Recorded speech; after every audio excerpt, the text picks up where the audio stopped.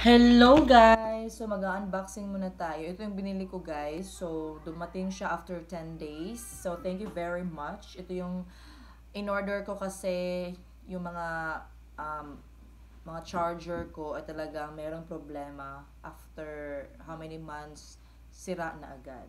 So naka-sealed pa siya guys. Ayan. Diba? Okay. So, buksan na natin. Nagunting ako.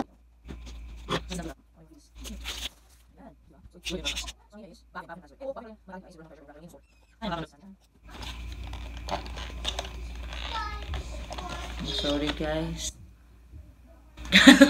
Pag-open. Ayan. Charger. So, ito siya guys. Meron siyang pouch. Wow, pakapin. May pouch. Tapos ito yung kanyang cord. Merong para sa Type-C na phone. May pang Type-C guys, May pang Type-C. May pang iPhone, kagaya ng cellphone na ginagamit ko ngayon, pang iPhone. Yan. Again, yung Type-C. 261. At saka yung panghuli is yung usual charger na yung pinakamaliit, yung micro. Yan. So, ito lang siya guys. Ito lang siya. Ito yung pinaka-main. So, dapat maghanap kayo ng yung mahal na adapter. Kasi sayang naman kung yung gagamitin nyo is yung mura. Masisira pa din, okay? So, as I can see right now, medyo matibay siya, guys. Matibay siya.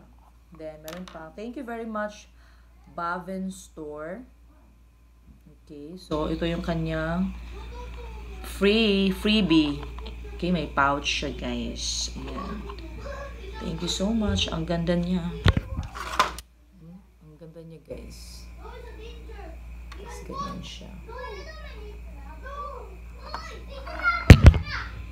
Diba? So, diba? Thank you so much. Bye.